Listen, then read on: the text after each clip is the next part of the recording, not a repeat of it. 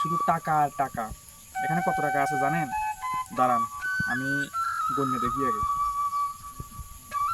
1 2 3 4 5 6 7 8 9 10 11 12 13 14 15 16 17 18 19 20 21 22 23 24 25 26 27 28 29 30 31 32 33। এখানে 33টা 500 টাকার নোট আছে, অর্থাৎ 16,500 টাকা। এই যে দেখেন টাকাটা একদম নতুন, ব্যাংকের টাকা, একদম ঝকঝকে টাকা। এই টাকার জন্যই তো এত সমস্যা, টাকাটাই তো যত গন্ডগোল।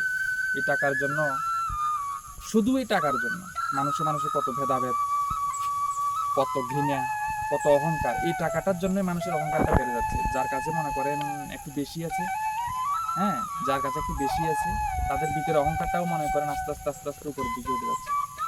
এটা অহংকার সৃষ্টির কারণ। টাকা কিন্তু কোনোদিন খুব একটা ভালো মানুষ সৃষ্টি করে না। দেখবেন যাদের টাকা কম আছে তাদের অত অহংকার নেই, কারণ তারা অহংকার করবে কি দিয়ে, তারা অহংকার কি জানেও না। আর যাদের অনেক বেশি আছে তারা তো আমরা জানি তারা কেমন। যাই হোক, এই টাকাটাই হচ্ছে যত গন্ডগোল।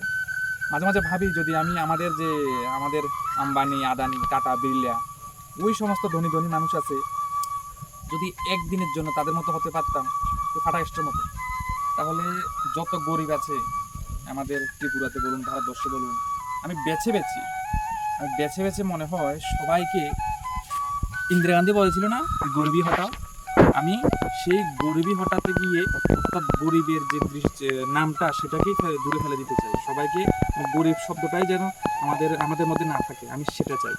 অর্থাৎ সবাই ভালোভাবে থাকুক। এই টাকার জন্য যাতে কোনো ভেদাভেদ সৃষ্টি না হয়, এই টাকার জন্য যাতে কোনো মনোমালিন্য সৃষ্টি না হয়। এই টাকাটা যত নষ্টের মূল, যত গন্ডগোল হচ্ছে এই টাকা।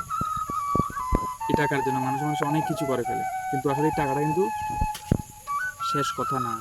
শেষ কথা হচ্ছে আপনার সঙ্গে আমার যে ভালোবাসা, যে রিলেশন, সেটাই হচ্ছে আসল। মনুষ্যত্ববোধ হচ্ছে আসল। এটা কিন্তু একটা কাগজের নোট। কিছু কিছু ক্ষেত্রে হয়তো প্রয়োজন আছে, কিন্তু সবসময় কিন্তু এটা সব কথা বলে না কিন্তু।